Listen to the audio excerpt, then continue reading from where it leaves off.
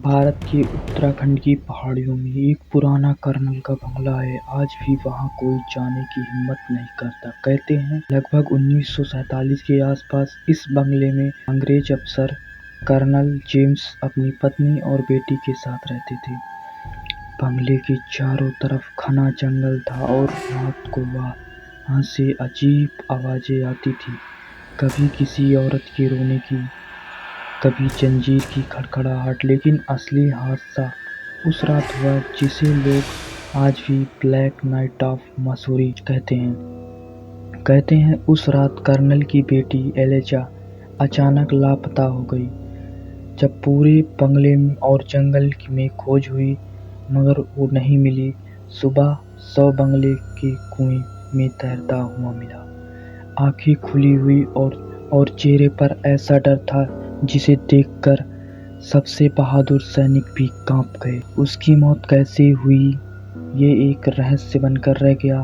बेटी की मौत के गम में से न निकल पाने के कारण कर्नल और उसकी पत्नी ने उसी बंगले में आत्महत्या कर ली और तब से उस बंगले में किसी का भी रहना नामुमकिन। स्थानीय लोग बताते हैं कि आधी रात को अक्सर उस कुएं से एक लड़की की चीख सुनाई देती है।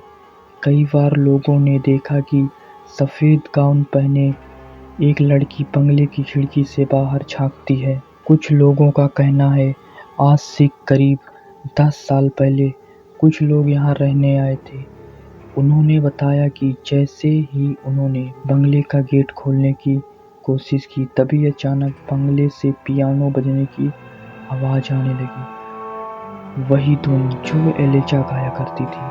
वो धुन इतनी भयानक थी कि उन लोगों की बंगले के अंदर जाने की हिम्मत ही नहीं हुई। वही लोग डर कर वहीं से वापस लौट आए। सबसे भयानक घटना कुछ साल पहले घटी जब एक यूट्यूबर टीम वहां शॉर्ट फिल्म की शूटिंग करने के लिए गई।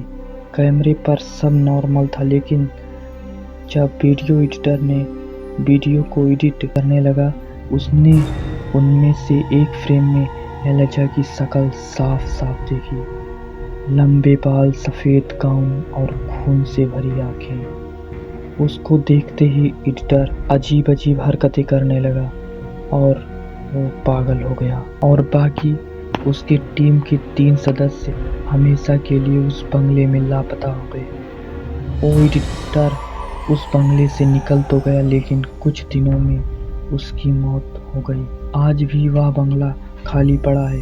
कोई सरकार या प्राइवेट कंपनी उसे खरीदने की हिम्मत नहीं करती। लोग कहते हैं जिसने भी उस बंगले को खरीदने या उसमें जाने की कोशिश की वो इस दुनिया को अलविदा कह गया।